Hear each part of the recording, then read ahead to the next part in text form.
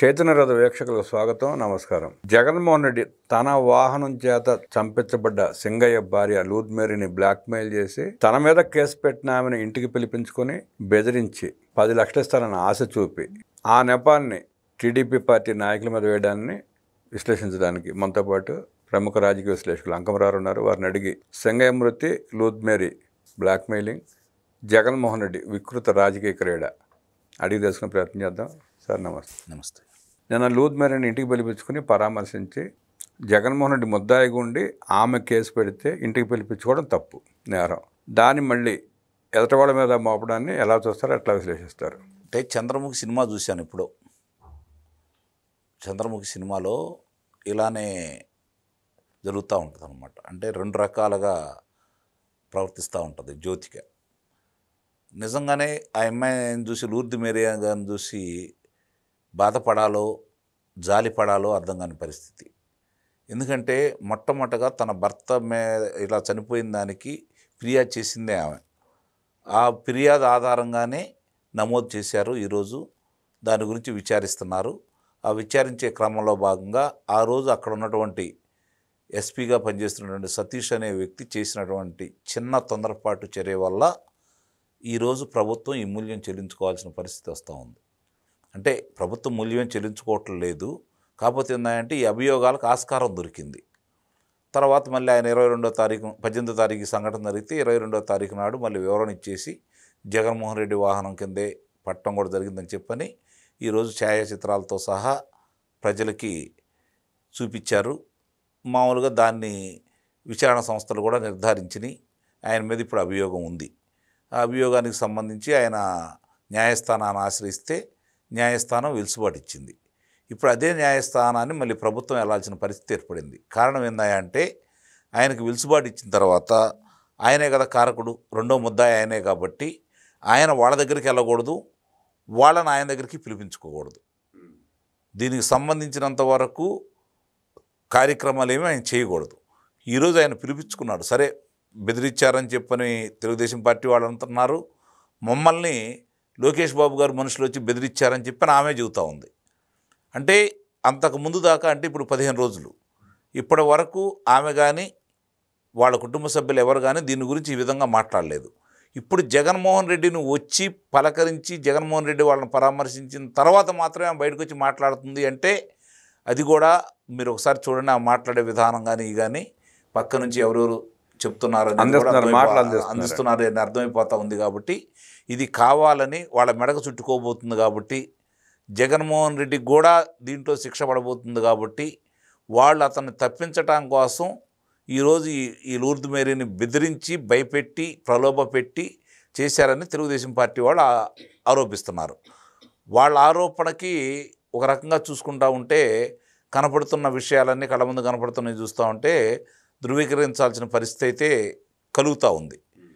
ఇప్పుడే పిలిపించుకు మాట్లాడుకోవాల్సిన అవసరం ఏముంది?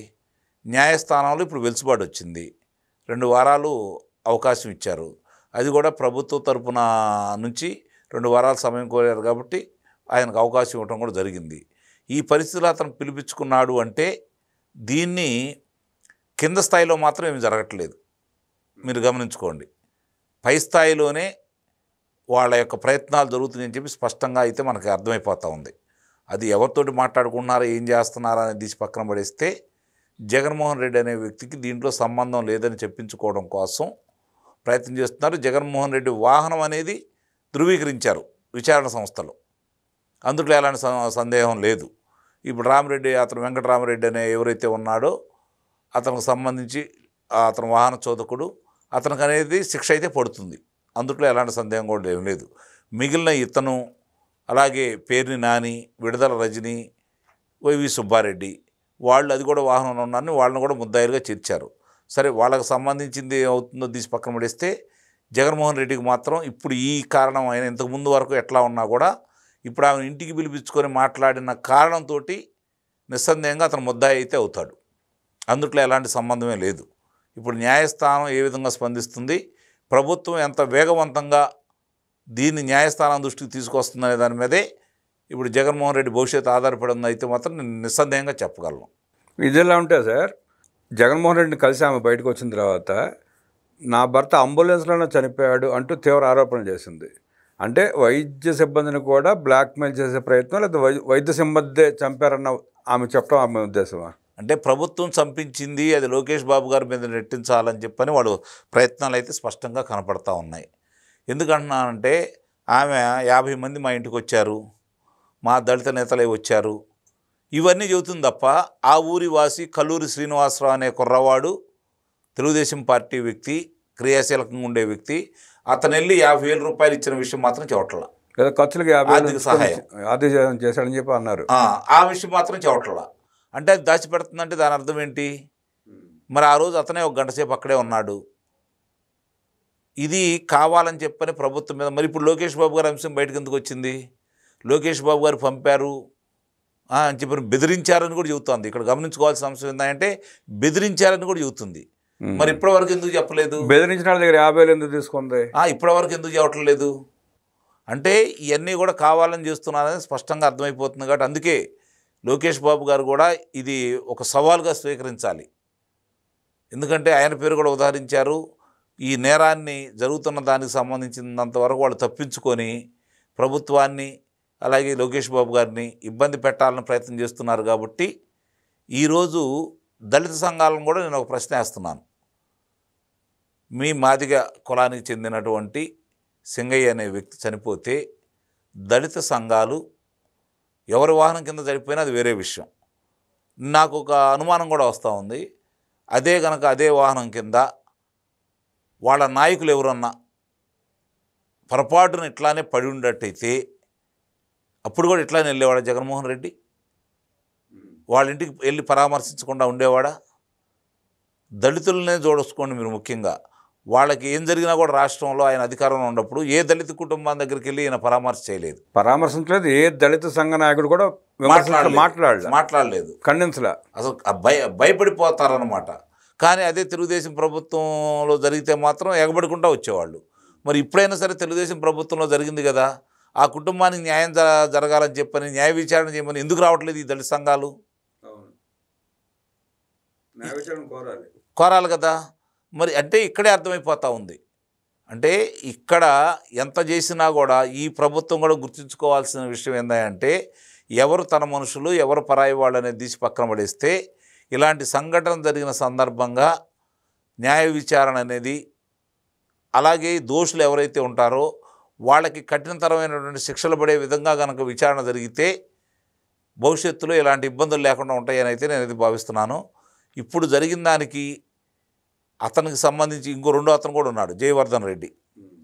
కనీసం వీళ్ళకి సంతాపం కూడా తెలియజేయలేదు. మాజీ ముఖ్యమంత్రిగా చేసినటువంటి వ్యక్తి, ప్రస్తుతం రాష్ట్ర పార్టీ అధ్యక్షుడు.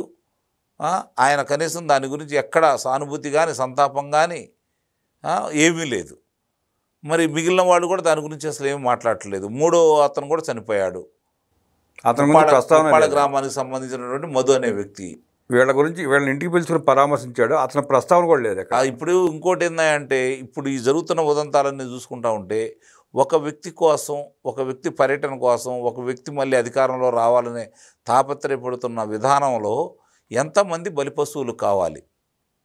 ఇది ఒక్కసారి ప్రభుత్వం కూడా తీవ్రంగా ఆలోచించుకోవాల్సిన పరిస్థితి అయితే ఉందని అయితే నేను ఇది భావిస్తున్నాను. ఇదేదో తేలిగ్గా వదిలేస్తే మాత్రం ఇలాంటి ఉదంతాలు భవిష్యత్తులో ఇంకా వాళ్ళు చాలా చేస్తారు. గత అనుభవాలను దృష్టిలో పెట్టుకొని వీళ్ళ మీద పదే 2014 నుంచి 2019 వరకు ఏ విధంగా అయితే అభియోగాలు మోపారో తిరిగి అదేవిధంగా అభియోగాలు మోపి ప్రభుత్వ ప్రతిష్టను దిగదార్చి ప్రభుత్వం చేస్తున్నటువంటి అభివృద్ధి కార్యక్రమాలకు ఆటంకం కలగజేస్తూ పెట్టుబడులు రాకుండా చేయాలనే ప్రయత్నంలో భాగంగా వాళ్ళు ఈ విధమైన ప్రయత్నం చేస్తున్నారని అయితే మనం భావించాలి. నిన్న లూద్ మేరీ మాట్లాడు అంబులెన్స్లో చనిపోయాడని చెప్పటం, తర్వాత ఆ విషయం పోలీసులను కూడా తీవ్రంగా ప్రశ్నించినట్టు ఆమె, జగన్మోహన్ రెడ్డి పోలీసులను కూడా ఆమె చేత క్వశ్చన్ చేపిస్తున్నాడు. ఈ సందర్భంగా పోలీసులు కూడా సీరియస్గా తీసుకుని ఇన్వెస్టిగేషన్ చేసి అసలు వాస్తవాలు ముందుంచకపోతే ఆ డిపార్ట్మెంటే బ్లేమ్ అయ్యే అవకాశం ఉంది. ప్రభుత్వం ఇప్పుడు వాళ్ళదే ఉంది, వాళ్ళ ప్రభుత్వం మీద కదా ఈ నెపం అంతా పడేది, ప్రభుత్వం మీద పడేది కదా నెపం. కాబట్టి అందుకే నేను అంటుంది ప్రభుత్వ పెద్దలు స్పందించాలి. ప్రభుత్వ పెద్దలు దీన్ని తీవ్రంగా పరిగణిస్తే కింద ఉన్నటువంటి అధికారులు ఒళ్ళు దగ్గర పెట్టుకుని పనిచేస్తారు కదా. ఆయన అనాలోచితంగా మాట్లాడిన మాటకి దాన్ని ఎట్లా తిప్పి ఎట్లా స్టోరీ వెళ్ళి అవును సినిమా కథం చేస్తారు వీళ్ళు ఆఖరికి. అవును, ఇది అందుకే నేను చెప్పేది ఇలాంటి పొరపాట్లు భవిష్యత్తులో జరగకుండా ఉండాలి అంటే అంత అంటే తొందరపాటు ఆయన అధికారికి కూడా పనికిరాదు కదా. పొరపాటున రాంగ్ మెసేజ్ వస్తే అలా మాట్లాడా, లేదంటే దాని వెనక ఏంటో కారణం ఏంటో కూడా ప్రభుత్వం తెలుసుకోవాల్సిన అవసరం ఉంది. దాని గురించి ఇప్పుడు పరిశీలించాలి, ప్రజలకు తెలియపరచాల్సిన ఆవశ్యకత అయితే మాత్రం నిస్సందేహంగా ప్రభుత్వం మీద ఉందని అయితే మనం భావించాలి. లోకేష్ గారి పేరు తీసుకురావడం మళ్ళీ ఆ కేసుని పక్కదారి పట్టించే వ్యవహారమే. అవును, జగన్మోహన్ రెడ్డిని తప్పించే విధానం ఏదేమైనా జగన్మోహన్ రెడ్డి ఆమెను కలవటం అనేది పెద్ద తప్పండి. నిస్సందేహంగా అందుకే న్యాయపరంగా కూడా వీళ్ళు దాని మీద సీరియస్గా చర్యలు తీసుకోకపోతే చర్యలు తీసుకొని న్యాయస్థానానికి విన్నవించాలి.